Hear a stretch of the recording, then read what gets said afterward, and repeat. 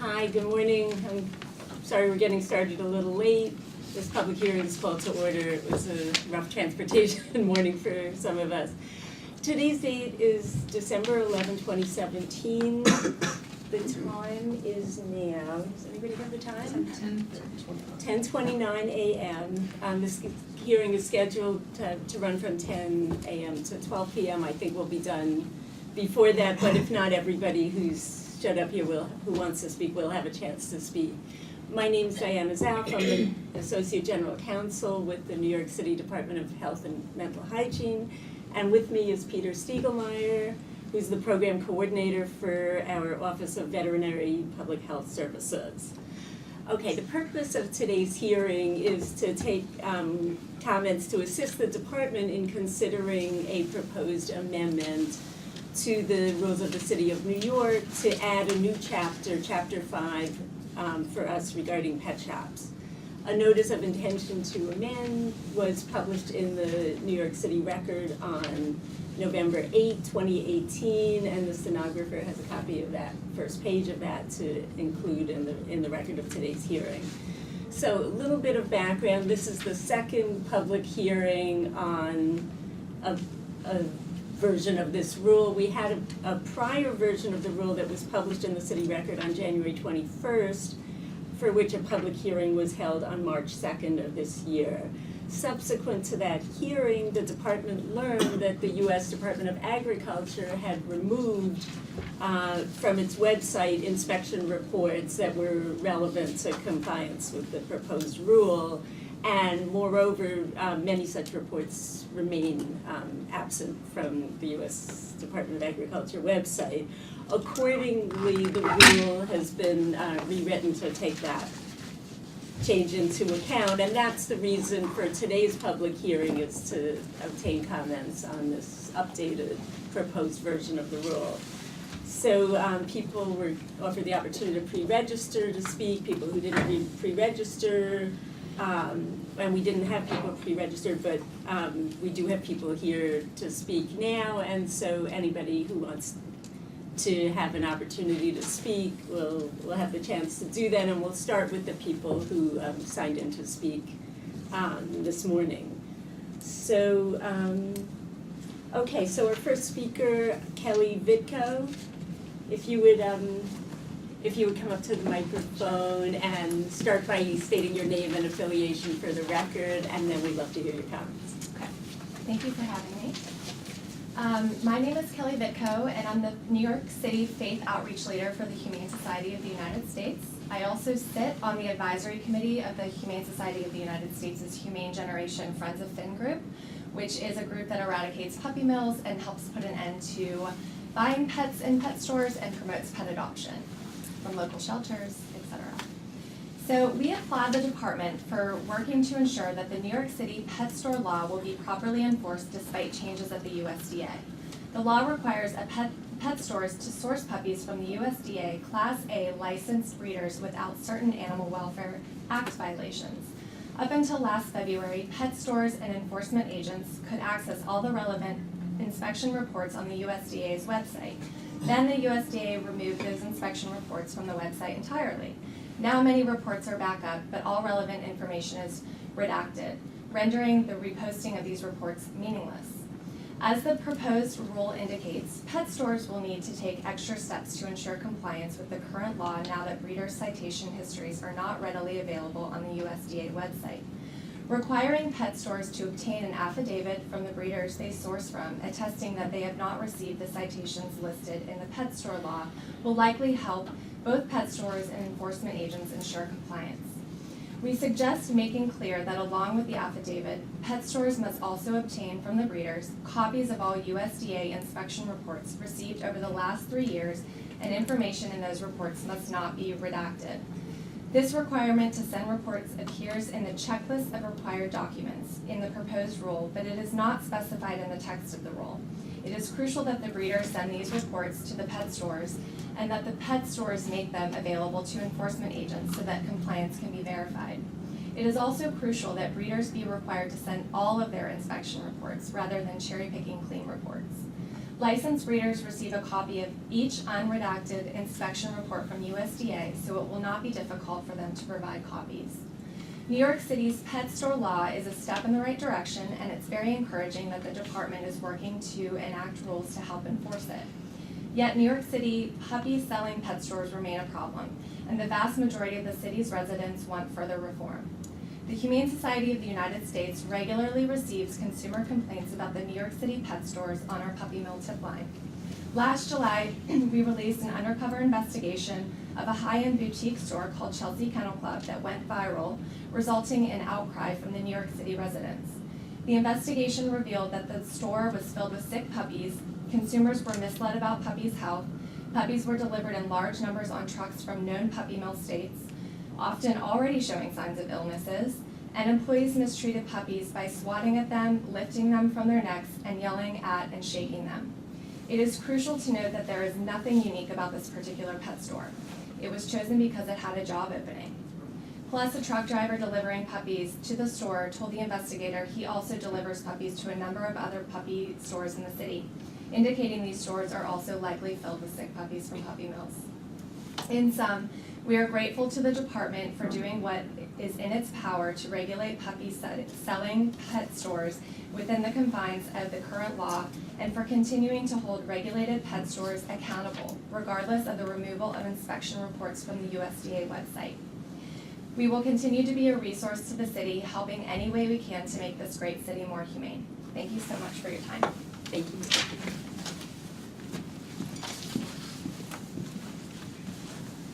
Okay, our next speaker is Esther Kelso. That's correct. Please identify yourself and your affiliation for the record. My name's Esther Kelso. I'm president of Shelter Reform Action Committee, which is in its 23rd year trying to protect homeless animals in New York City. Just preliminarily, or even though this is not in my printed statement, at the April 2014 hearing on the puppy mill law, Risa Weinstock, who is the AC&C executive director, spoke extensively about the impact, the adverse impact of pet shop pets in New York City. But I'm going to speak about something different today. On behalf of Shelter Reform Action Committee, I thank the department for proposing rules to attempt to ensure that puppies and cats sold in New York City pet shops come from, and I quote, healthy and safe breeding facilities. As the ASPCA has explained, New York City's pet shop law was fashioned to, quote, put effective and enforceable pressure on commercial breeders to substantially improve the lives of thousands of dogs currently languishing in puppy mills, end quote. But can New York City's pet shop law put pressure on breeders when it equates, quote, healthy and safe to the breeders' lack of violations of the Federal Animal Welfare Act, AWA? AWA offers little to ensure that breeding facilities are either healthy or safe. Testimony given at the 2014 hearing on the city pet shop bill explained that AWA requires only bare minimum survival conditions. Moreover, USDA inspectors are lax to find violations of AWA. Thus, as long as AWA remains the standard for what is healthy and safe, it will be near impossible for the department to prevent puppy mill animals from entering New York City pet shops. The USDA's website, as Kelly from the HSUS has already explained, if the department, the USDA, has scrubbed its website clean of all violations and the names of violators of AWA, but it was assumed by the original puppy mill law that pet shops would look to the USDA to see who the violators were, and they would never deal with those breeders. Now they don't know who the breeders are. HSUS has suggested additional documents, and they're excellent suggestions, that pet shops should be required to obtain from their breeder sources to evidence compliance with AWA. Shelter Reform Action Committee offers the following suggestions for your consideration. The city pet shop law prevents pet shop owners from using so-called animal brokers, such as the notorious Hunt Corporation. Hunt collects puppies from various breeder facilities, brings them to the Hunt's main facility in Missouri, where Hunt staff veterinarians give them cursory health exams. Then Hunt loads them sizable numbers of puppies in large trucks to be delivered to multiple pet shops. A recent HSUS investigation revealed that puppies continue to be shipped in large numbers, in large trucks, to New York City pet shops.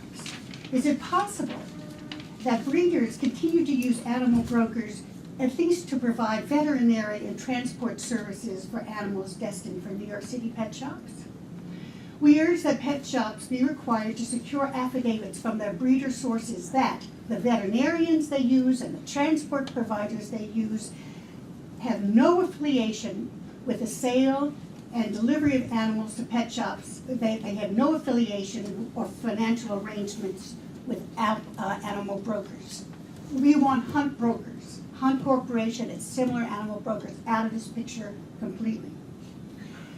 Supplementing New York's pet limit law. State law requires pet shops to give purchasers a written bill of rights when they purchase an animal.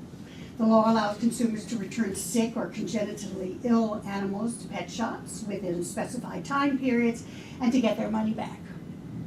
However, the actuality is that customers rarely return or exchange sick animals.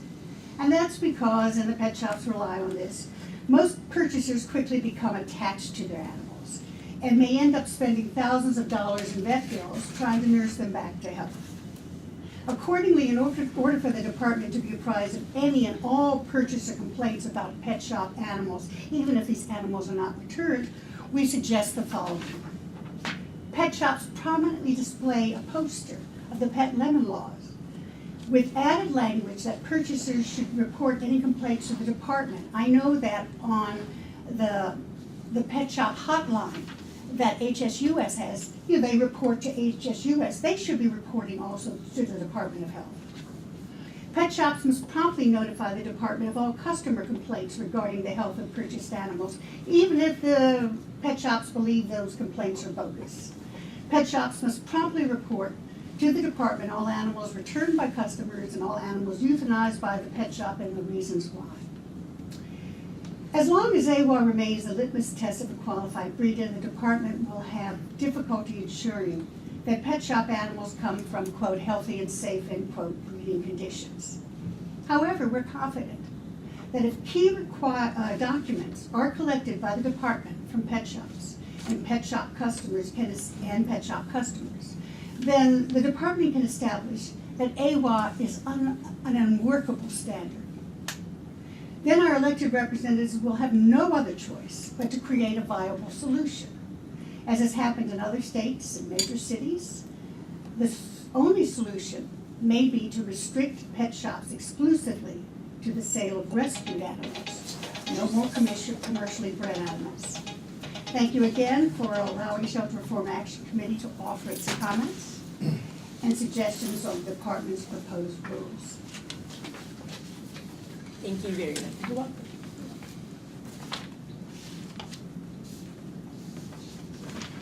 Okay, our next speaker is Jose Zarate. Did I get your name right? Yeah, that's correct. Okay. So please state your name and state your Good morning. My name organization. is Jose Zarate. I came from Pups. Can you spell the first word of that? Vanity Pups. Vanity Pups. Great. As a shop representative, I've been here many times. The organization that according to them, protect the animals, they try to reinforce rules because they know they make a lot of money behind that. We do so I don't say we are not guilty with that. But try to kill a dog, like we're doing right now with the spay the dog at the 2 months old and 2 pounds, as I have received a few letters from veterinary say, I'm sorry, but I don't want to do that. There are doctors that say, I don't want to do that. It calls my attention, okay, if a doctor says if I am not going to do that, that's for the reason. So there is always two sides of the history. That is one thing. The other thing is the paperwork that we are obligated to do.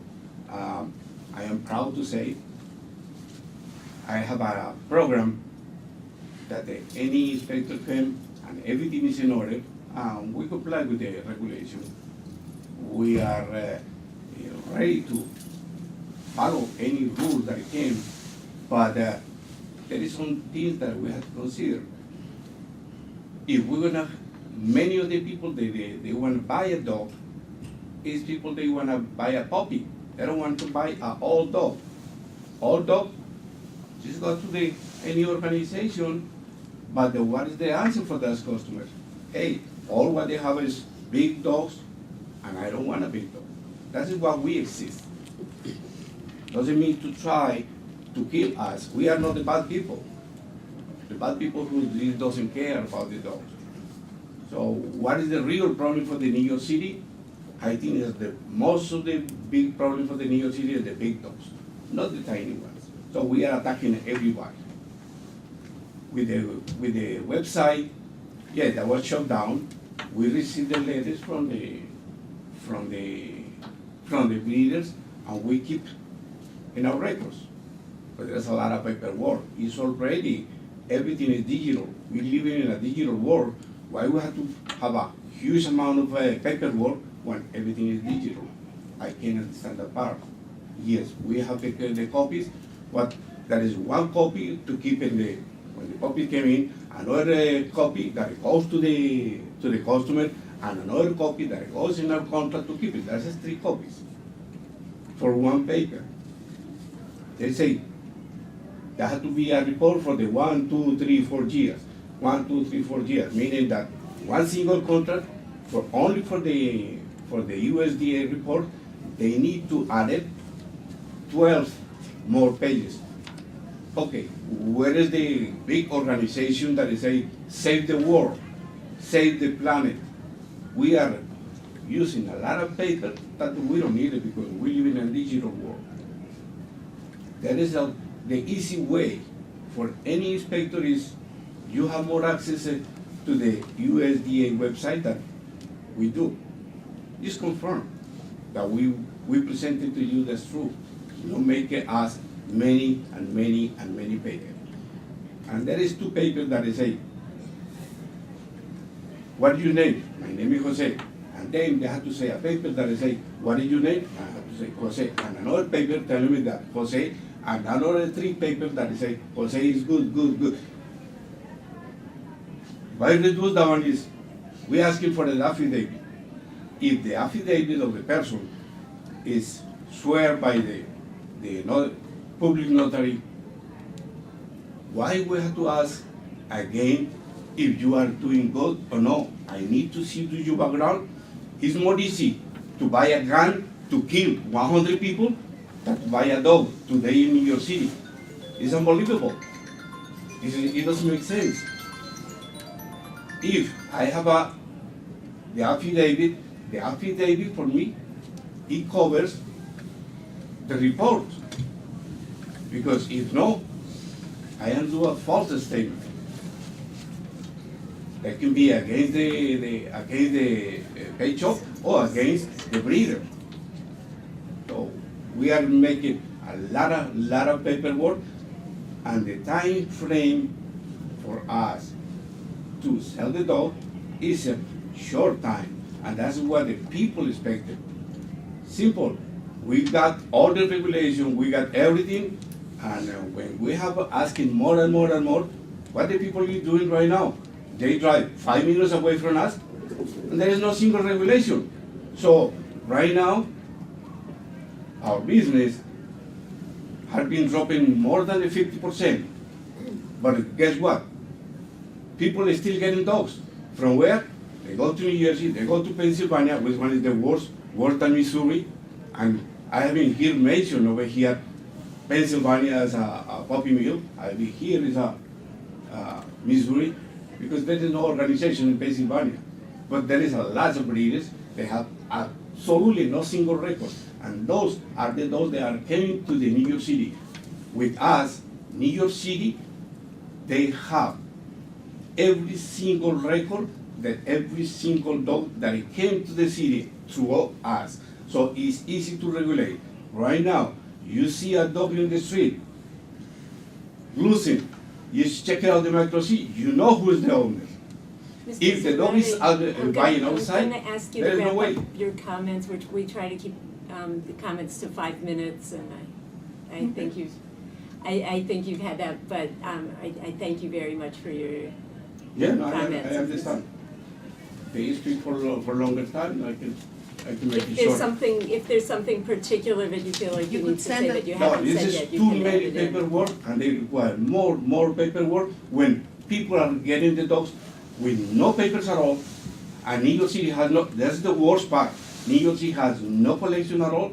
That any single dog that comes, even from Long Island, 5 minutes away from us, because we ask him, oh, we need this one, they drive 5 minutes away, and they don't need the paperwork. Okay, thank you very much. That's what it is. Thank you. Okay, is there anybody else here I who would. would like to speak? Is it okay? Please, yeah, sure, please come to the I microphone. don't want to speak, I don't like to speak, but I feel I have to speak. All right, So you have 5 please minutes. start by stating your name and your affiliation for the record. My name is David Barton, and I'm associated with City Pups Pet Store. And I'm listening to everybody, and I hear everything here, and it's very upsetting. It's very upsetting to me because of accusations by everybody, and I understand the whole thing of people think all dogs come from puppy mills, etc. Many times I've asked people if they wanted at my expense, I would take them to my breeders to show them that they are not a puppy mill, that they are clean, and they're good people. I understand there are puppy mills and there's breeders that don't do things properly and all of those kind of things. But to label somebody like us or other good facilities, I just think is totally wrong. We abide by everything, we follow everything, all the procedures, the paperwork, which he is correct, is a total mountain of, in a lot of ways, unnecessary.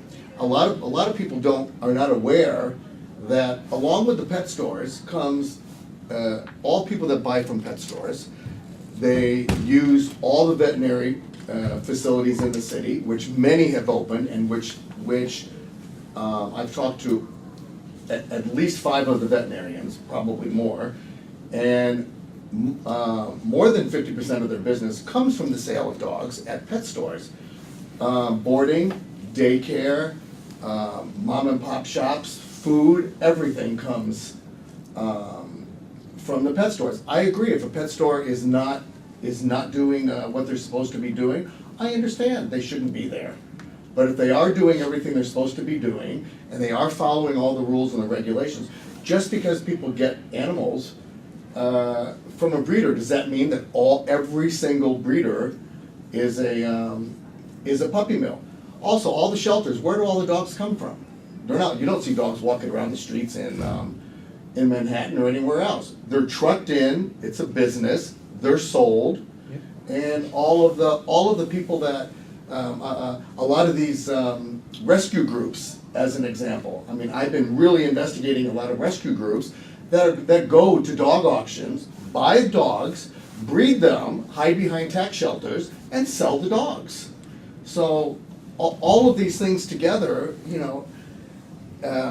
it just doesn't seem right. It seems right to me about the spay and the neuter, I can understand, but not spaying and neutering dogs and puppies at 8 weeks of age. All of these things is targeting all the pet stores and treating all of us like we are all criminals, and we are not criminals, and we treat our dogs excellent. We stand behind our pups. We obviously all puppies don't have an immune system until they're 4 months old. They can all get coughs and colds. I hear horror stories from people that buy dogs from a breeder, say from I don't know, Iowa or wherever, and receive the dog. The dog gets a cold, and they go to a vet and spend $3,000 at a vet and call the breeder, and the breeder says, "Not my problem," because it's not their problem. And education with the customers is very important, and we try to do everything possible to make sure that everybody's happy, and a dog gets sick, we take care of it. And to label us as this is, and I appreciate the Humane Society and all the different organizations. And then you hear with the Humane Society that most of their money collected does not go for the treatment of dogs and cats and et cetera. And then you hear other things with all the different agencies. They all have their own agendas. They all have their way of conducting themselves and their businesses and shelters. And I mean, we go to the shelters and donate food before it gets expired to the shelters, and we go there. And he is correct. They're all big dogs. And what about the people that want small little Maltese or Morkies or Yorkies and whatever? It's okay, and if they're going to want them, they're going to go to a breeder somewhere and they're going to get them. But all the regulations we have now protects the consumer a heck of a lot better than if you're going directly to a breeder. And we don't buy from anybody who is except from a Class A, and we're a little bit unusual because we do go to our breeders 4 times a year. And again, even a couple members of the city council, I have asked them that I would pay for it and they could go to my breeders with me and see that they're not a puppy mill. I would invite you. I would invite anybody. I would invite you. I'll pay for it. Go to my breeders with me and I will prove to you that my breeders are not puppy mills and they are very, very well taken care of. Are there puppy mills out there? Of course there are. Are there bad restaurants? Are there bad everything? Yes, there is. But to target and say that every single pet store is bad is just not true. And there's something, the last thing, and I'll wrap it up. The last thing is the one thing that I was a little confused about an affidavit stating that that a breeder has to sign off or something on the day that the puppy is delivered. I mean, that's humanly impossible. If you're getting from a breeder in another state and the dog is coming, the puppy is coming here, how is the breeder gonna sign the affidavit on the day unless they do it by power of attorney or by somehow? It doesn't seem realistic. And if anybody, I'm sure they have checked on us a million times, but we don't have any violations. Everybody that comes to us, Agriculture, Health Department, we provide every single thing that they require. We do not use huge trucks to bring our puppies in. All of our puppies are brought in a van or by airline. We do not use huge semi-tractor trailers or anything to bring our dogs. So there's such a misconception here with all of this, and also, I mean, how many? It's like the main goal of everybody is to put pet stores out of business, and that's the main goal of City Council. The main goal of everybody is to put pet stores out of business, and not all pet stores are bad. Anyway, Okay, sorry. Thank you very much for your comments. Okay. Is there anybody else who'd like to speak? Okay, good morning. Please state your name and affiliation. Representative Gabby Pets. I thought we were here to speak about the new rules and regulations that are proposed, not to talk about shutting down pet shops. I wasn't planning on speaking, but after hearing all the rhetoric, I'd like to speak about the proposed law. Just to comment on what David had said, it is literally impossible to have a breeder sign an affidavit the same day we receive a puppy. Puppies are transported by vans from various states, Iowa, wherever, and it takes approximately 24 to 48 hours for us to receive the puppy, therefore making it impossible for an affidavit to be signed the same day. And as far as commenting on previous speakers, because of the inadequacies of the AWA and the USDA, I don't understand why pet shops should be penalized. If you have a problem with the AWA or the USDA, with them shutting down their site or not enforcing laws and just letting all the puppy mills operate, it should be, all their energy should be directed towards them, not pet stores. We're not here to shut down pet stores. We're making sure that pet stores are doing the right thing. And that's it. Thank you. Thank you. Anybody else like to speak? Okay. Go speak. Did you want to?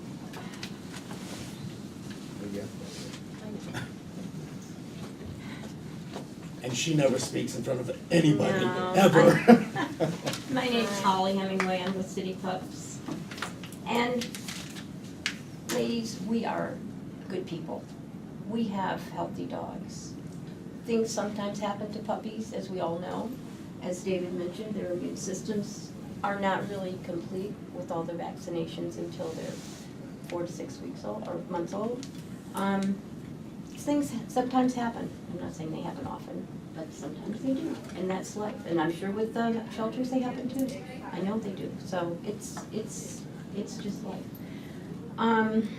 The affidavit that we're speaking of, I just want to chime in on that and agree that it's an impossibility for the breeder to, sign an affidavit on the day of delivery. I mean, unless they email it to us, but there's supposed to be an original, which we always have, the original from the breeder. We also bring in dogs from these breeders that we're very close with, that we visit all the time, as David said. We bring in dogs sometimes several times a month, sometimes monthly. But for each delivery, they're needing to sign an affidavit that says the exact same thing. It could be a week later that I have not in the past, whatever it is, 5 years, had any violations, whatever it is. But every week, they're signing this affidavit.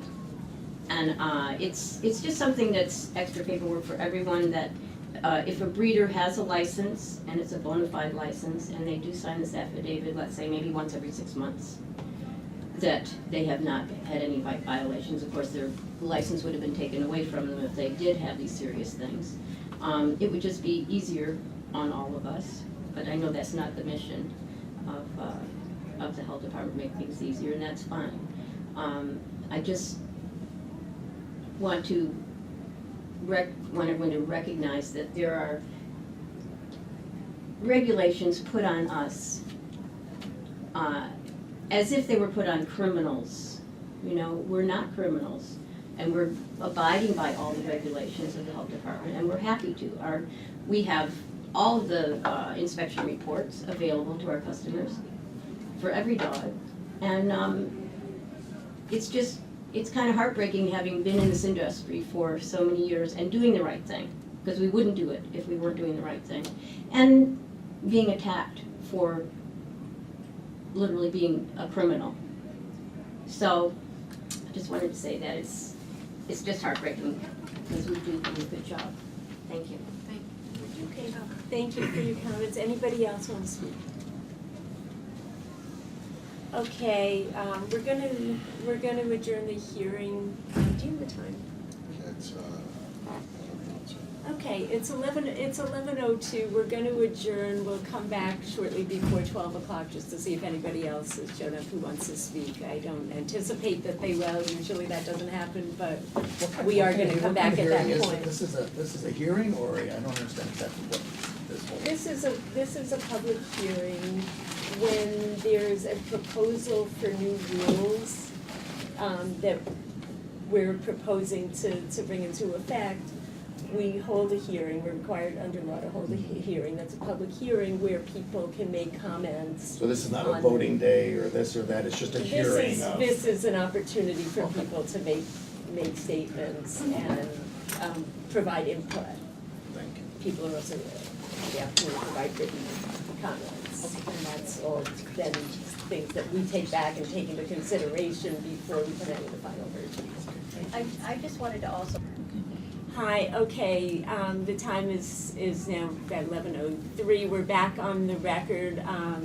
One of our witnesses, Holly Hemingway. Yes. has an additional comment, and I believe you have about 2 minutes remaining. Oh, okay. No, with this requirement, with this confusion that the USDA site is shut down, I mean, I understand the confusion, but we have had no problem at all getting the reports and all the reports from our breeders, because obviously the breeder does receive the report from the USDA and passes it right on to us, no problem. I do understand that it's difficult for people who want to read on the USDA, because we used to do that too. But it's not a problem for us. We have the information. It's totally available to anyone who comes in. It's given to the customers. It's given to the inspectors. I don't understand if a store is doing the right thing and is being inspected periodically, and your department sees that we're doing the right thing, why this is such an issue, just because the site is shut down. That's all. Okay, thank you very much. We're now going to adjourn. We'll come back on the record shortly before 12 o'clock. On the record, it's a little after 12 p.m., about 12:05, and we have one additional speaker at this time. Would you please state your name and your affiliation for the record, and then we'll be glad to hear your My name comments. is Cynthia Deloise, and I own Arcadia Pets in Staten Island, New York. Would like to know how I can find out more about these proposed laws, because I don't understand all of them. But what I think I understand from the affidavit for the breeder, I think it says that it has to be dated the same day as the puppy arrives at the store, and if that is the case, that's physically impossible. So usually the puppies can come within 3 or 4 days depending, so it changes each week.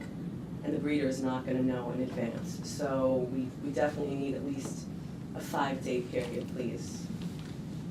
A lot of these breeders are on horse and buggies. It's not easy for them to get there every week to have this affidavit signed, so keep that in mind too. All right, Thank you very much for coming in. Okay, anybody else? I'm not here for a pet shop.